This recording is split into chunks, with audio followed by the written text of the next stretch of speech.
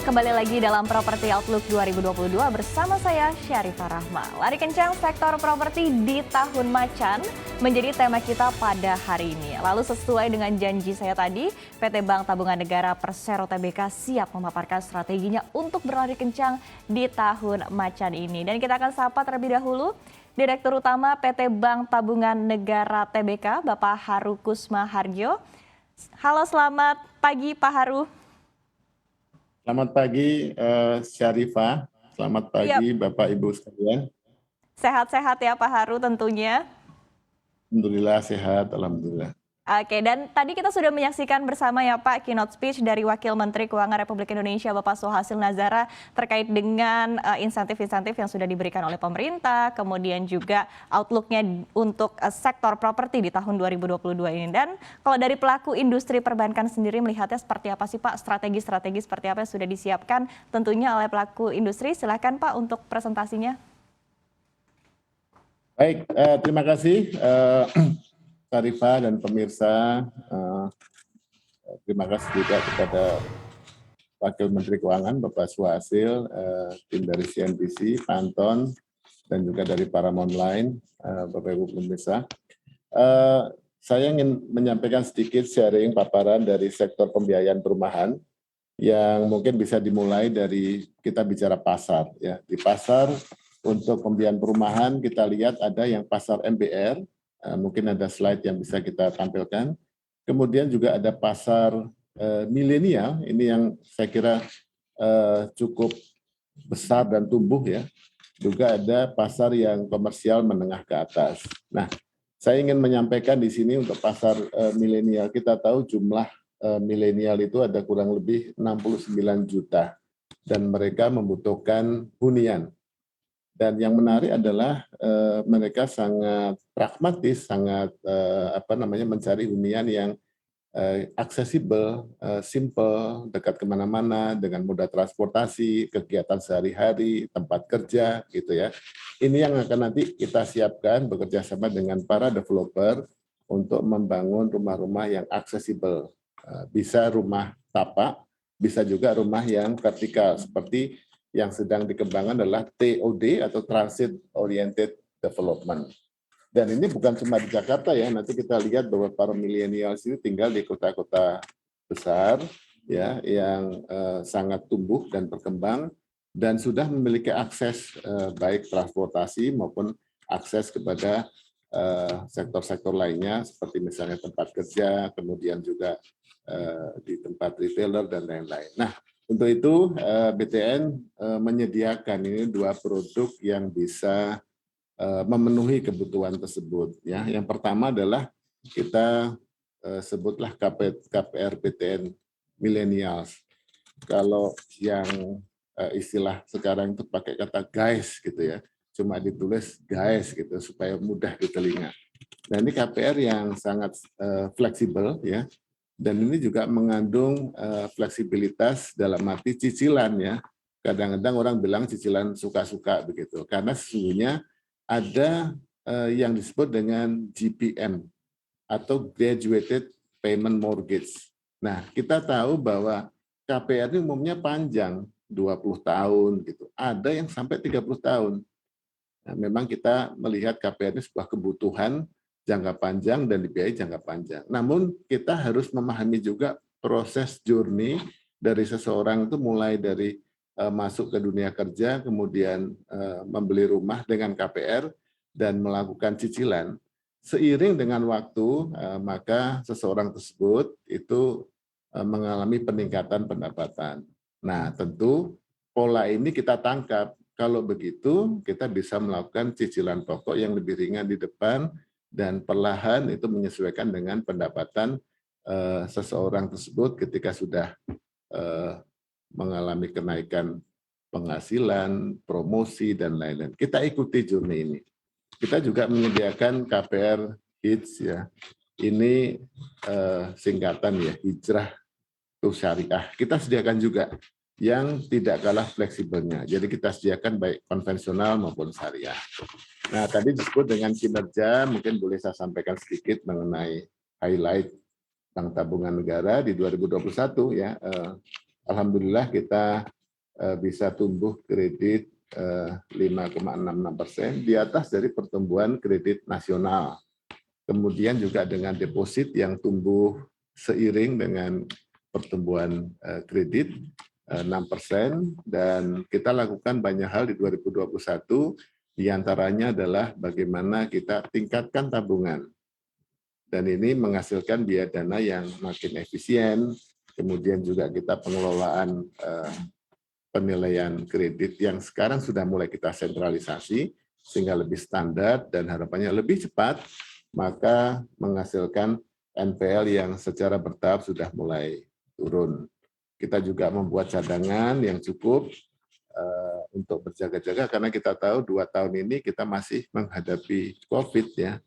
Kita juga lakukan restrukturisasi. Kita lakukan restrukturisasi baik di komersial maupun konsumer, dengan harapan bahwa apabila nanti pada saat COVID ini sudah mulai mereda, mereka terbuka kesempatannya lagi untuk melangsungkan usahanya, bekerja kembali, mereka bisa kembali ke sistem perbankan, dan itu dalam kategori lancar. Nah, ini adalah sebuah sinergi. Bagaimanapun bank dengan debitur adalah partner ya, kita tidak biarkan mereka jatuh ke NPL terlalu dini.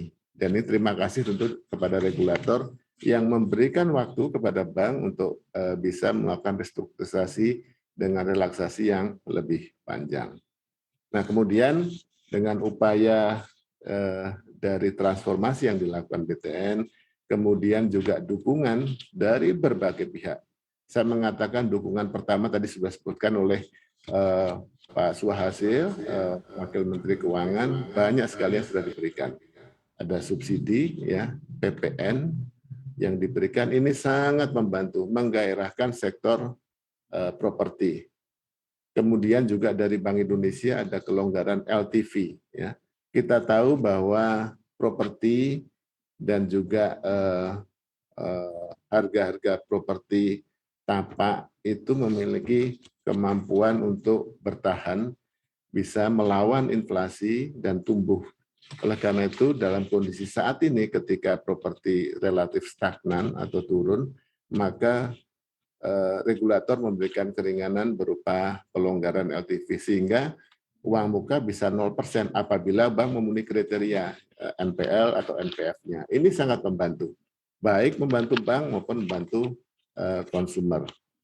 Kemudian juga kita lihat tadi disebutkan oleh Pak Sua bahwa properti adalah sektor pengganda yang paling besar. Apa artinya ini? Bahwa sektor properti itu memiliki daya dorong kepada sektor-sektor lain. Ini kita manfaatkan.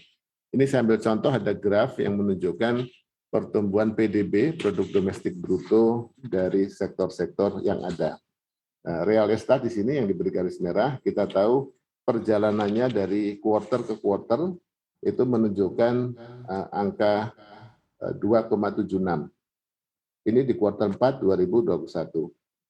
Kalau kita lihat mundur ke belakang, maka pertumbuhan dari quarter-quarter itu adalah dari 1,25 naik ke 3,42 dan terakhir 3,94. Nah, angka-angka ini menunjukkan, mari kita bandingkan dengan sektor lainnya yang ada beberapa yang mengalami pertumbuhan negatif, ya, seperti kita lihat manufaktur, kemudian juga konstruksi, kemudian juga jasa lainnya, pariwisata, ya, mengalami pertumbuhan yang negatif. Nah, syukur alhamdulillah properti ini cukup tahan ya, walaupun mengalami penurunan di 2020 kemarin, namun tidak pernah negatif. Dan perannya sebagai pendorong sektor lainnya ini sangat besar, multiplier efeknya. Oleh karena itu, sudah searah dengan kebijakan pemerintah untuk terus mendorong sektor properti dengan stimulus yang diberikan. FLPP, bantuan pemerintah kepada MBR, masyarakat berpenghasilan rendah untuk perumahan, itu juga ditambah tahun ini. Jadi jumlahnya, unitnya menjadi 200.000 dengan jumlah rupiah 23 triliun. Ini menunjukkan dorongan yang luar biasa. Belum kalau kita tambah dengan pelanjutan stimulus yang lain, baik selisih suku bunga maupun juga eh, BP2BT, bantuan berbasis tabungan. Ini juga mendorong bagaimana sektor properti untuk terus bangkit. Dan pada kenyataannya kita tahu masih banyak backlog yang harus kita tangani, kurang lebih angkanya masih angka 2015 itu sekitar 11 juta, 2020 kalau tidak salah 7 juta, tetapi setiap tahun mengalami pertambahan jumlah penduduk, pertambahan jumlah pernikahan baru, sehingga angka ini juga tidak berhenti tapi terus tumbuh. Nah, tugas para partisipan di housing ecosystem ini betul-betul dibutuhkan, dan BTN merupakan salah satu bank yang membiayai, dan bahkan kita porsi mortgage, porsi perumahannya sangat besar. Dan inilah ke depan yang ingin kita lakukan di 2022 dengan transformasi yang kita lakukan sehingga biaya proses kredit lebih efisien, lebih cepat, lebih akurat. Kita sentralisasi kantor-kantor cabang supaya lebih fokus kepada sales, sehingga nanti proses-proses operasional yang repetitif kita bisa sentralisasi. Ini bisa memotong biaya cukup signifikan. Dan tentu kita juga membuka segmen bisnis baru. Kita tahu ada segmen bisnis milenial yang kebutuhannya beda dengan sektor MDR, beda juga dengan sektor menengah ke atas. Dan ini yang sedang kita bangun, mulai 2022 kita akan support untuk pembangunan rumah milenial, baik tapak yang di sekitar suburb, ya, outskirt kota besar, seperti misalnya Sentul, Depok, dan sebagainya, maupun rumah-rumah vertikal, yaitu transit oriented development yang dibangun di beberapa tempat yang sudah mulai kita kerjasama dengan para developer, diantaranya di Tanjung Barat, kemudian juga di Serpong, kemudian juga di nanti Kemayoran dan tempat-tempat lain yang memang sangat strategis dengan akses moda transportasi. Nah, berikutnya saya kira ke depan apa yang akan disasar oleh BTN adalah how to create a housing ecosystem.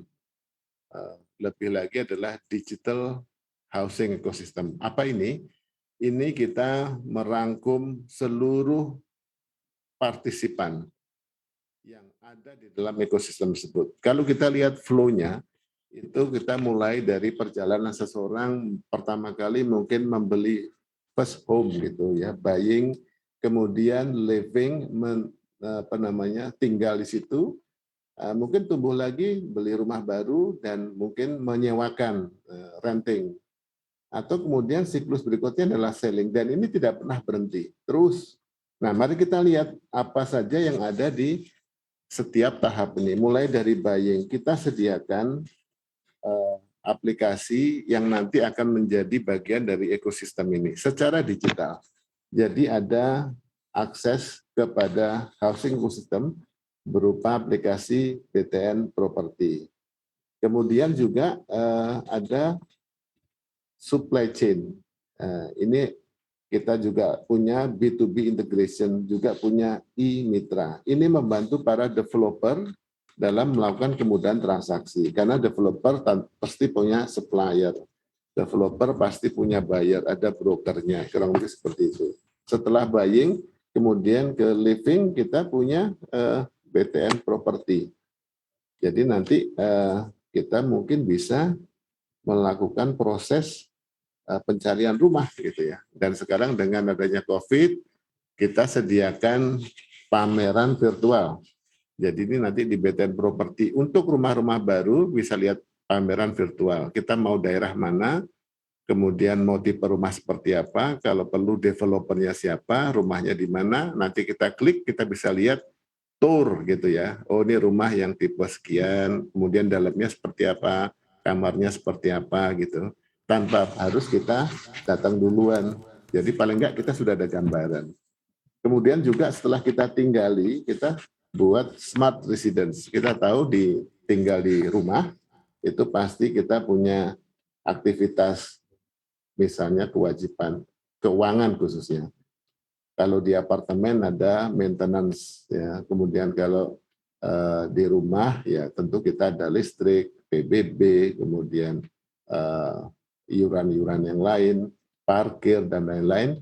Nah, itu kita set aplikasi Smart Residence yang memudahkan kita, tidak perlu lagi nanti kita bayar masing-masing sendiri. Jadi kita agregasikan dalam satu aplikasi di setiap lokasi kompleks perumahan. Juga ada BTN Mobile Banking untuk pembayaran. Setelah itu prosesnya adalah renting, ya.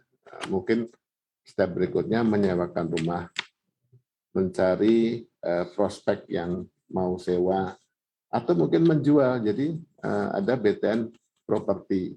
Ada juga rumah-rumah yang second, kita sediakan rumah murah BTN. Kalau ada lelang yang disediakan baik oleh DJKN maupun rumah-rumah lelang. Sehingga kita tahu mana rumah-rumah lelang, lokasinya mana, dan sebagainya. Ke depan, semua aktivitas ini akan hanya terhubung dan masuk melalui satu pintu, yaitu Super Apps BTN. Jadi Super Apps BTN ini akan melingkupi semua aplikasi yang ada, termasuk juga aplikasi eksternal. Jadi ekosistem-ekosistem yang ada di luar, kita akan masuk. Baik yang kita tahu banyak aplikasi ekosistem yang lain, di bidang perumahan, di bidang arsitek, di bidang jasa-jasa konstruksi dan lain-lain. Kita akan masuk ke sana agar sekali masuk satu pintu BTN Super App, maka kita sebenarnya bisa mengakses aplikasi yang terkait dalam sektor. Dan kita tentu tahu bahwa dengan adanya pandemi, maka digital is a must, dan kita bangun terus digital aplikasi mobile apps yang sangat aksesibel dan mudah, karena kita tahu bahwa saat ini orang makin mencari optimalisasi dari sebuah aplikasi. Jadi kalau bisa sih sudah tinggal di rumah saja, kita mau transaksi apapun cukup dalam satu genggaman. Ini juga kita create untuk bisa meningkatkan aksesibilitas nasabah terhadap layanan perbankan. Saya kira itu dari kami, dan nanti bisa dilanjutkan dengan dialog. Jadi terima kasih, saya kembalikan kepada Syarifah. Ya, terima kasih sekali kepada Direktur Utama PT Bank Tabungan Negara Tbk, Bapak Haru Kusma Hargio, telah menyampaikan pemaparannya. Tadi menarik sekali ya Pak ya, tadi ada beberapa poin yang begitu menarik perhatian, mulai dari tadi mulai ada pergeseran demografi, kemudian juga tentunya tadi ekosistem digital, super app dari BTN sendiri yang bisa semakin memudahkan generasi muda tentunya Pak ya untuk mencari rumah baru ataupun juga rumah pertamanya. Ini tadi menarik, dan tentunya kita akan membahas lagi lebih dalam terkait dengan strategi-strategi, kemudian juga dengan outlook untuk sektor properti di sepanjang tahun 2022, dan jangan kemana-mana karena Properti Outlook 2022 akan kembali usai jeda berikut ini. Tetaplah bersama kami.